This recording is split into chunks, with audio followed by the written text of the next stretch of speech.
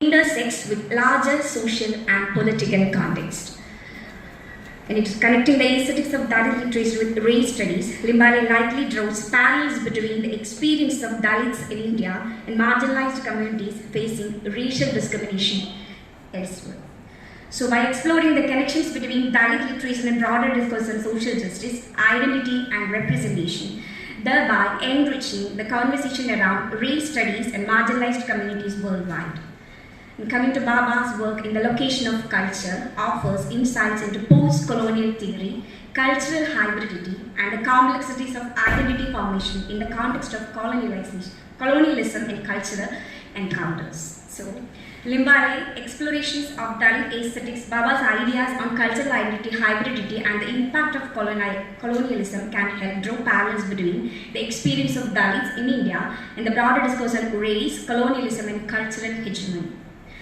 So, Limbali's book focused on the aesthetics of Dalit literature, exploring the literary expressions, cultural significance, and socio-political context of writing by Dalit authors in India, by primarily examining the specific experience of Dalits within the caste system in India, intersects with race studies by discussing forms of oppression, marginalization, and struggles against societal hierarchies, offering insights into the broader spectrum of marginalized communities' experiences and resistance.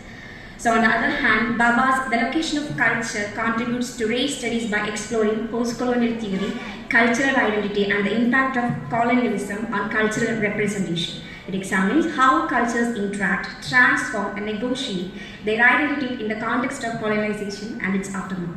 While Baba's works doesn't specifically focus on Dalit literature, it is relevant to race studies due to its examination of power dynamics, hybridity, and identity formation in colonial and post-colonial settings, which are integral to understanding racial and cultural discourses. So, The Location of Culture by Bahomiki Baba is deeply connected to discussions surrounding racism and Dalit studies, offering critical insights in the complexities of power, identity, and cultural hierarchies.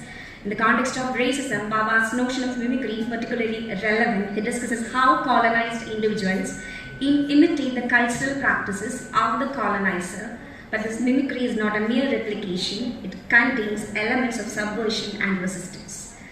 So, his theories on cultural identity and the dynamics of power have relevance in understanding the struggles of marginalized communities, including Dalits.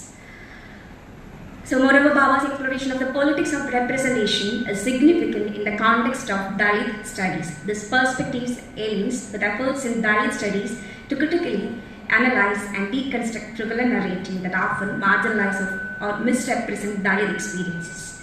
So, one can analyze and understand the complexities of identity, power, and cultural hegemony that are pertinent to discussions surrounding racism and struggles of marginalized communities, including the Dalits. Baba's work encourages critical engagement with the multifaceted nature of cultural identities and the need to challenge and deconstruct oppressive structures that perpetuate hierarchies based on race and caste. And I'm concluding my paper.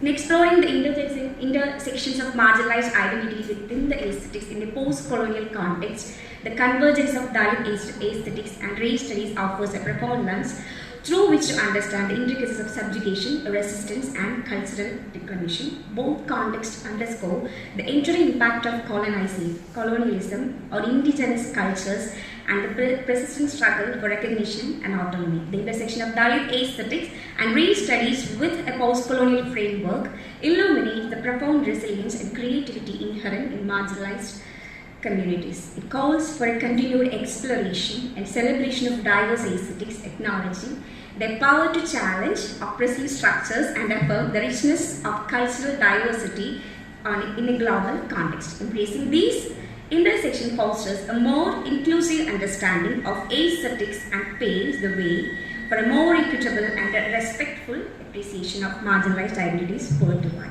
This is about my paper. Thank you. Have a great day.